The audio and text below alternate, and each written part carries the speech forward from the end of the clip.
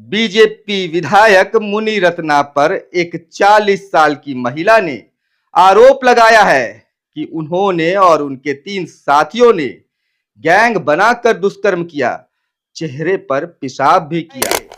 गुजरात से बीजेपी नेता आदित्य उपाध्याय और उनके दोस्त गौरव राजपूत पर 23 साल की महिला के साथ सामूहिक दुष्कर्म करने का आरोप है। मध्य प्रदेश बीजेपी नेता मनोहर धाकड़ का एक अश्लील वीडियो वायरल हुआ था, जिसमें वो एक महिला के साथ एक्सप्रेस वे पर आपत्तिजनक हालत में नजर आए थे। उत्तराखंड बीजेपी के ब्लॉक चीफ भगवत बोरा पर एक नाबालिग लड़की के साथ दुष्कर्म का आरोप है। वहीं उत्तर प्रदेश ब्रिजभूषण शरण सिंह, जो रेसलिंग फेडरेशन के प्रमुख रहे हैं, उन पर 6 महिला पहलवानों ने यौन शोषण का आरोप लगाया था, जिनके रग रग में हर बार कुछ ना कुछ नया बहता है। कभी लोकतंत्र, कभी व्यापार और अभी ताजा ताजा गर्म सिंदूर।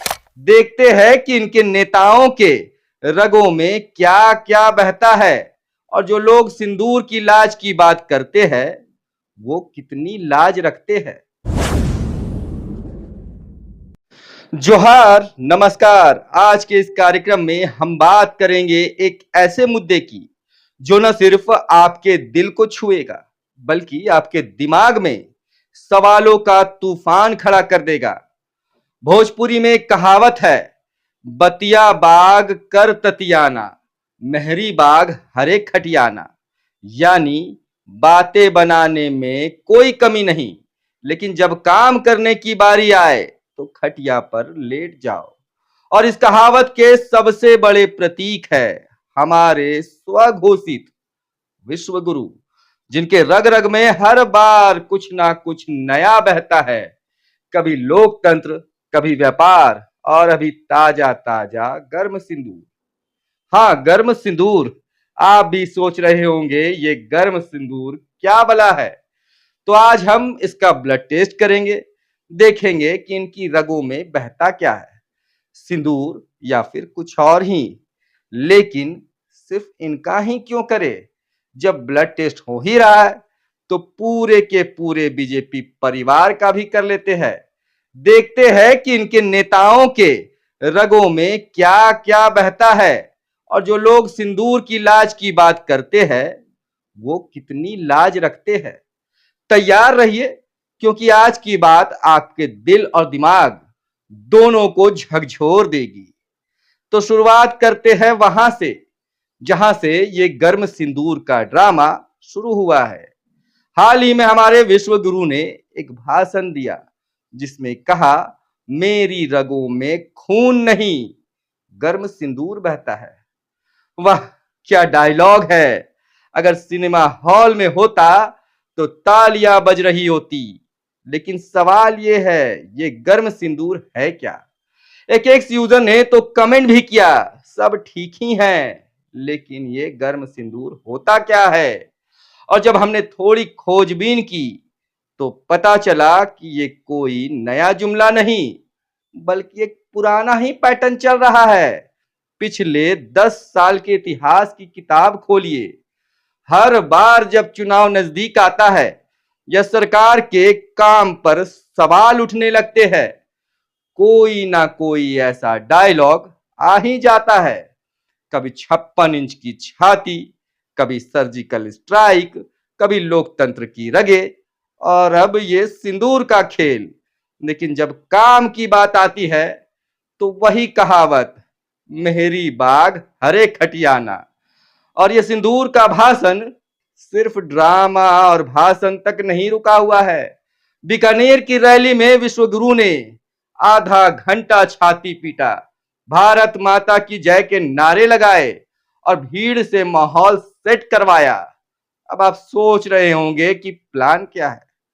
प्लान साफ है, राजस्थान और गुजरात में अपनी जमीन मजबूत करो और बिहार की ओर रुख करो, जहां 6 महीने के बाद चुनाव है और वहां भी वही सिंदूर, वही छाती, वही जुमलेबाजी का कॉकटेल फिर से चलेगा।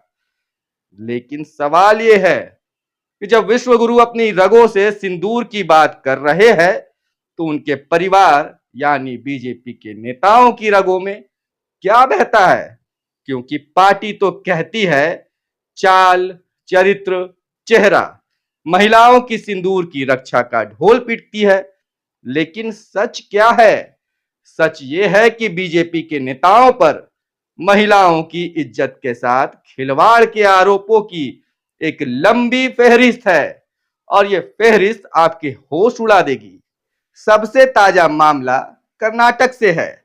बीजेपी विधायक मुनि रत्ना पर एक 40 साल की महिला ने आरोप लगाया है कि उन्होंने और उनके 3 साथियों ने गैंग बनाकर दुष्कर्म किया, चेहरे पर पेशाब भी किया और एक जानलेवा वायरस का इंजेक्शन भी दिया है। हाँ, आपने सही सुना। यह है सिंदूर की लाज की रक्षा। और शर्मनाक बात यह है कि यह महिला खुद को बीजेपी की कार्यकर्ता कहती है, यानी अपने ही परिवार के साथ ऐसा। पुलिस ने एफआईआर दर्ज की, लेकिन सवाल यह है क्या इनके रगों में भी सिंदूर ही बहता है? हमने थोड़ी और खोजबीन की। Association for democratic reforms, short में कहे तो एडीआर की एक रिपोर्ट के मुताबिक बीजेपी के सांसदों और विधायकों पर यौन शोषण और दुष्कर्म के मामले किसी भी दूसरी पार्टी से ज्यादा है। कुछ और नाम आपको आगे गिनाएंगे। गुजरात से बीजेपी नेता आदित्य उपाध्याय और उनके दोस्त गौरव राजपूत पर 23 साल की महिला के साथ सामूहिक दुष्कर्म करने का आरोप है। मध्य प्रदेश बीजेपी नेता मनोहर धाकड़ का एक अश्लील वीडियो वायरल हुआ था, जिसमें वो एक महिला के साथ एक्सप्रेस वे पर आपत्तिजनक हालत में नजर आए थे।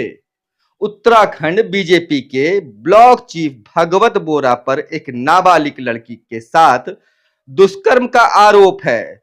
वहीं उत्तर प्रदेश ब्रिजभूषण शरण सिंह, जो रेसलिंग फेडरेशन के प्रमुख रहे हैं, उन पर 6 महिला पहलवानों ने यौन शोषण का आरोप लगाया था, जिनमें ओलंपिक मेडलिस्ट साक्षी मलिक भी शामिल है। आपने इस मामले को सुना भी होगा। ये फहरिस्त यहीं नहीं रुकती है। 2014 से 2025 तक ऐसे दर्जनों मामले हैं जिनमें बीजेपी नेताओं पर महिलाओं की इज्जत लूटने के आरोप लगे। कभी टिकट के बहाने, कभी नौकरी के वादे पर, कभी धमकी देकर। और जब ये सब हो ही रहा था, तब विश्व गुरु क्या कर रहे थे? वही भाषण, वही जुमलेबाजी और फिर से सिंदूर का नारा। और आप ही बताइए, जो पार्टी अपने नेताओं के इस घिनौने चरित्र पर चुप्पी साधे, वो महिलाओं के सिंदूर की लाज की बात कैसे कर सकती है? ये सिंदूर का खेल नहीं है, ये एक धोखा है, एक ढकोसला है। आप बात करते हैं ऑपरेशन सिंदूर की, जिसके नाम पर विश्व गुरु अपनी छाती पीट रहे हैं। बीकानेर की रैली में उन्होंने ये ड्रामा शुरू किया, लेकिन असल में ये क्या है? ये एक चुनावी चाल है। राजस्थान, गुजरात और फिर बिहार, ये तीनों राज्य के चुनाव के लिए माहौल बनाने का खेल है। लेकिन जब बात देश की सुरक्षा की आती है, तो ये सरकार हर बार क्यों फेल हो जाती है? ये सवाल है और आपको पूछना है। पहलगाम के आतंकी हमले के लिए अब जिक्र कर लेते हैं। एक टच टीवी पत्रकार ने विदेश मंत्री जयशंकर से सवाल पूछा, पहलगाम के आतंकी अब तक क्यों नहीं पकड़े गए हैं? और जयशंकर के पास कोई भी जवाब नहीं था। एक रिपोर्ट के मुताबिक यह आतंकी 18 महीना से जम्मू कश्मीर में घूम रहे थे। तो ये खुफिया एजेंसियां क्या कर रही थी? क्या गन्ना चबा रही थी खेतों में, या व्हाट्सएप यूनिवर्सिटी के फेक न्यूज के पीछे भाग रही थी? ये बड़ा सवाल है। और ये ऑपरेशन सिंदूर का असली मकसद क्या था? अगर ये आतंक के खिलाफ लड़ाई थी, तो पाकिस्तान को पहले इन्फॉर्म क्यों किया गया? ठिकानों पर हमला करने वाले हैं। पाकिस्तान ने भारतीय फाइटर जेट्स गिराने का दावा किया है, तो भारत चुप क्यों है? ये 56 इंच की छाती कहां छुप गई? और सबसे बड़ा सवाल, संसद का विशेष सत्र अब तक क्यों नहीं बुलाया गया? क्यों देश की जनता को अंधेरे में रखा गया है? क्यों विपक्ष से सलाह नहीं ली गई? क्या ये लोकतंत्र है या सिर्फ एक तमाशा है? अब थोड़ी बात विदेश की। मोदी जी विदेश जाकर अपनी सरकार का ढोल पीट रहे थे, लेकिन वहां भी सवाल उनका पीछा नहीं छोड़ रहा है। नीदरलैंड में जयशंकर से सवाल पूछा गया और उनके पास जवाब नहीं था। दुनिया पूछ रही है, अगर आपने आतंकियों की पहचान कर ली है तो फिर उन्हें छोड़ा क्यों है, पकड़ा क्यों नहीं? पाकिस्तान के साथ सीज फायर के पीछे का सच क्या है? और सबसे बड़ा सवाल, जब ट्रंप बोल रहे हैं, बार बार बोल रहे हैं कि उन्होंने सीज फायर करवाया, तो मोदी सरकार चुप क्यों है? क्यों नहीं कहते हैं कि ट्रंप झूठ बोल रहे हैं? क्यों अपने ही देश की संसद और जनता को अंधेरे में रखा गया है? ये बड़ा सवाल है। और ये ड्रामा तब और भी गंदा हो जाता है जब बीजेपी की सांसद कंगना रनौत ट्रंप के खिलाफ एक ट्वीट करती है और बीजेपी अध्यक्ष जेबी नड्डा उन्हें फोन करके ट्वीट को डिलीट करवा देते हैं। ये कैसा डर है? विश्व गुरु का परिवार अमेरिका के सामने इतना क्यों झुका हुआ है? इतना क्यों डरता है? ये बड़ा सवाल है। सवाल हम पूछते रहेंगे, सवाल हम उठाते रहेंगे। आपका भी काम है कि अब आपको चुप नहीं रहना है, सवाल करना है। अगर आप यह वीडियो YouTube पर देख रहे हैं तो हमारे चैनल को सब्सक्राइब कर लीजिएगा। हो सके तो घंटी वाला प्रेस आइकन भी दबा दीजिएगा ताकि आपको नई वीडियो की जानकारी मिलती रहे। फेसबुक पर देख रहे हैं तो हमारे पेज को फॉलो कर लीजिएगा। यह वीडियो अगर आपको अच्छा लगा है तो एक लाइक कर लीजिएगा। हौसला अफजाई करते रहिए, हम यूं ही आप तक सच पहुंचाते रहेंगे। मिलेंगे नए टॉपिक के साथ, तब तक के लिए दीजिए इजाजत। धन्यवाद।